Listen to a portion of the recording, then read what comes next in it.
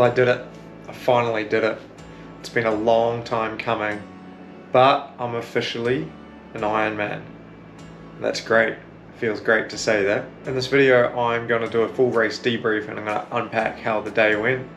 There was a lot of adversity and I really want to get into it and share it with you. So if you enjoy the video, make sure you give it a thumbs up because it helps bump it up the list in the YouTube algorithms. Okay, so it's 3 days after the race now on Wednesday, and it's kind of taken me Monday and Tuesday to mentally digest what actually happened on Sunday and how I feel about it. Honestly, it might surprise some of you. I'll give you my final thoughts at the end. On Saturday evening, I prepared my nutrition for the bike. That was a heavy concentrate mix of 2:1 maltodextrin to fructose for the rear bottle. And on the down tube, it was my aero bottle with 8 gels. And then in the center, on the top tube, in the storage compartment was 2 energy bars. I think it's worth mentioning at any point, if you have any questions, please leave them in the comments below. I was in bed at 8:30, lights out by 9, and the alarm was set for 3 a.m. Finally fell asleep around 10, and I woke up at exactly 2:50, so 10 minutes before my alarm. 4 hours 50 sleep, so a little under 5 hours, but what really mattered was the sleep the night before, and that was great. Everything was going to plan, had my breakfast, and got everything organized, and we were out the door waiting for the taxi at 4 a.m. We made it. The taxi was only a few minutes late, but we were on the walk to transition. And yeah, weather's actually looking good. Watch out, Ellie, there's a big puddle. Don't want to ride over that one. The place was buzzing when we arrived. It was a calm morning and the weather was playing ball. Well done. Great day. Thank you. Smile on camera. Hi. Once I got to my bike, I pulled off the covers, put the nutrition in place, attached the bike computer, and borrowed someone's track pump to test the pressure on my tyres. I went for a final toilet stop and then started to put my wetsuit on. Time really flies in the morning, so it wasn't long until I was saying goodbye to Ellie, giving her a hug and a kiss and going to line up. I decided to see myself around the front of the 105 marker, and reflecting back on this, I think that was a bit of a mistake. I learned in 70.3 Turkey that you seat yourself a little bit quicker, otherwise you end up swimming over top of people. And can I get an even bigger cheer for those of you who are brave enough to take on your very first Ironman here today?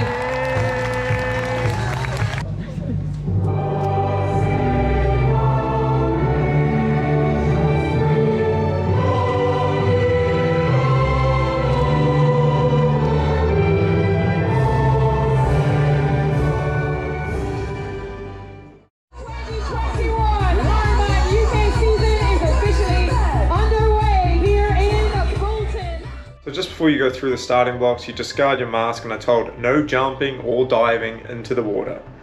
So off I go through the gate, down the custom built pontoon into the water, where I slipped straight over and smacked my hand and somehow my foot. I started swimming and tried to figure out if I had done any damage, and thankfully I hadn't. Forgot how messy the swim is. There's bodies everywhere, everyone's kind of fighting for space. You're trying to identify if there's some good feet to hang on to. Everyone's surging. You've got no idea what's going on. It's a bit of a washing machine. And I forgot how much energy that takes out of you. I smashed out the first lap and I knew my pace was a little bit too hot because I have this really strange tell that my hamstrings threaten to cramp if I've been going a little bit too hard. And I don't necessarily think I was swimming too hard. It's all that extra effort that's required in jostling for position. I went out on my second lap and I was far more controlled. The field was a bit more strung out, there was a bit more space, and I could properly get into a rhythm. Official swim time was 1:10, which was okay at the top of my goal range, but I'm not stoked with it. I feel like I've been swimming a lot better than that. T1 went well, sub 5 minutes, 4:42 official time. It's probably the quickest T2 I've had because I wasn't dealing with hamstring cramps for once. Now onto the bike. Now stay with me because this is where things start to get interesting. The first bit of adversity strikes and that will stay with me for the next 6 hours. You'll see in the footage when I mount my bike, my foot slips off the pedal. Come on, Jay! Don't fall.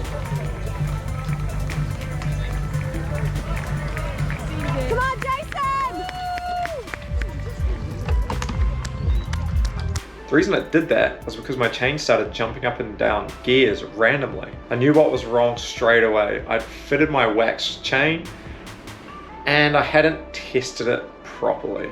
I can tell you, my heart sank and there were a lot of F-bombs. I could pedal and I was maintaining power around 200 watts, but the gears were jumping up and down and I was scared to push any extra power. It's an 1132 cassette and literally the only gears that didn't jump were 1 and 9. And if I'm describing this correctly, the smallest ring being 1 and then 3 down from the biggest ring is 9. And that is a 25 tooth ring. The real test was going to happen when I hit the hills and I started pushing around 300 watts. What was going to happen when the chain started jumping around at that power? So I chose the safe option and kept it in the 9th gear and ground out some of the first hills at around 50 to 60 RPM. Thankfully, by the 3rd loop, the chain seemed to have bedded in a bit and it wasn't jumping around quite as much. I still don't know the exact cause, but I can only assume that the cassette was too worn for a newer chain. And I will not make that mistake again.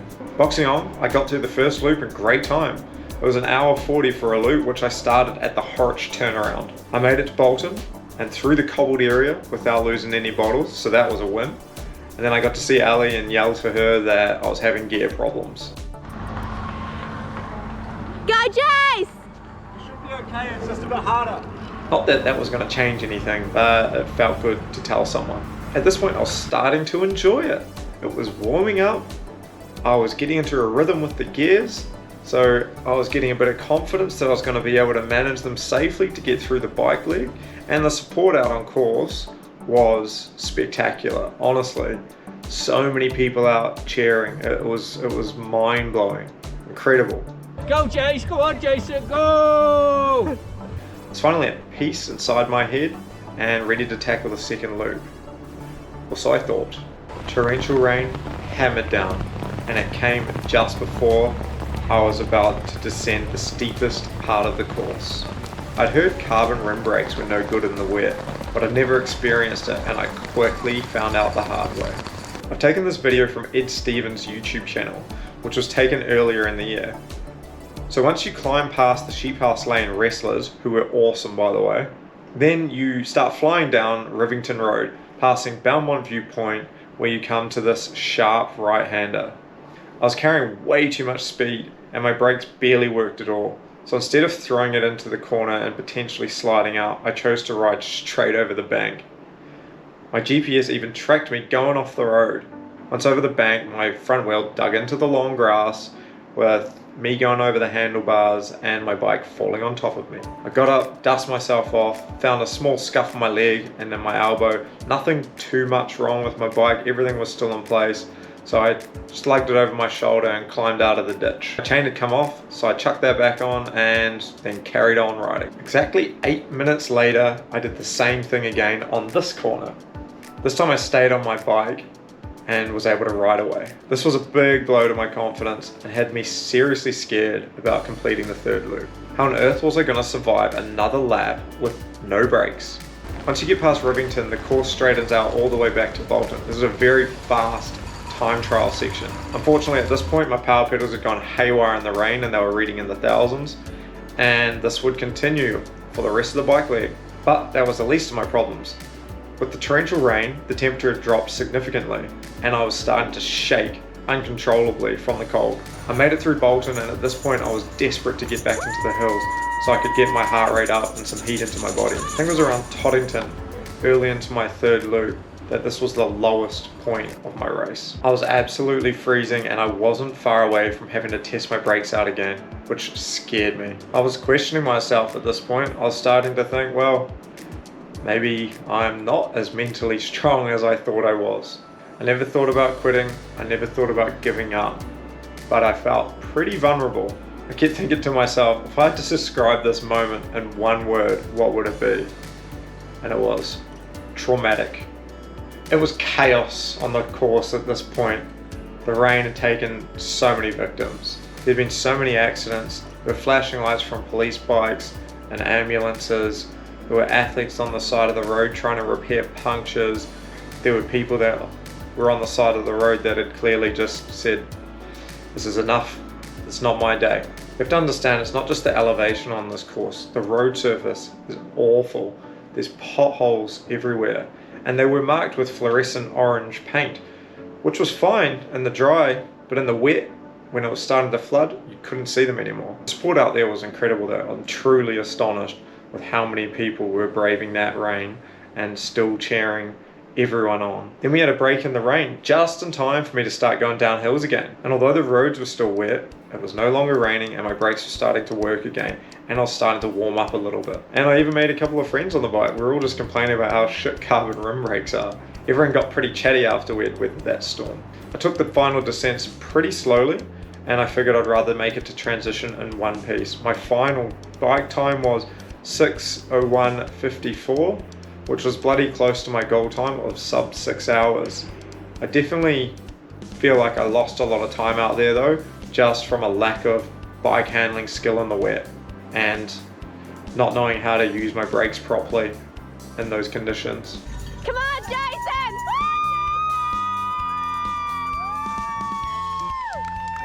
Running into T2 was pretty epic. There was so much empty space. There was probably only about 30 or 40 bikes in transition at this point. I couldn't wait to be back on my feet, and in my head I thought this is the moment to stamp my mark on this race.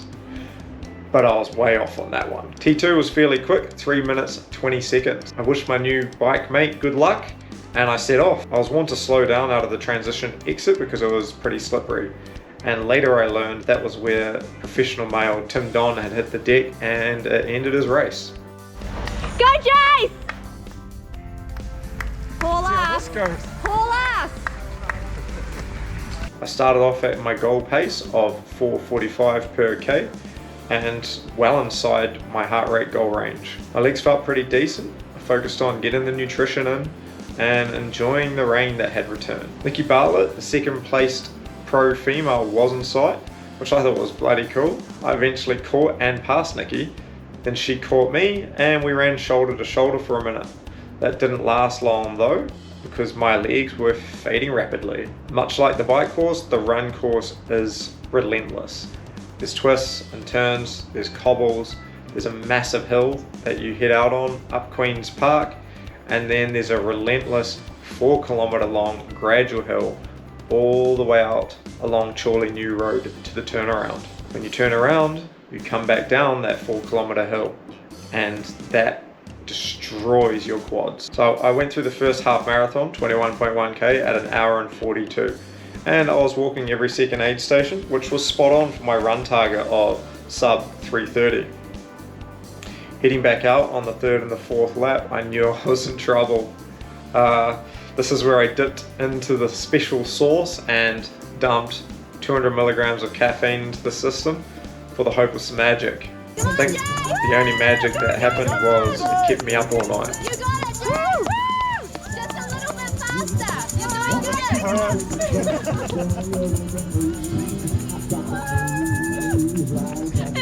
Amazingly, I managed to come through the 30.6 kilometer checkpoint at 2:33:37. But at this point I was in damage control.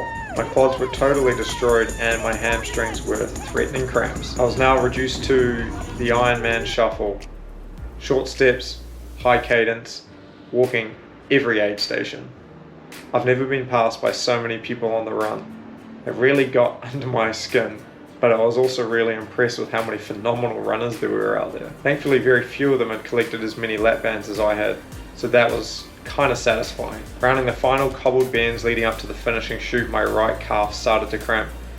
So I took a moment to walk that off to make sure that I was going to be able to run through the whole finishing chute. I was able to pick up the Ironman shuffle a couple of notches and head on through the chute.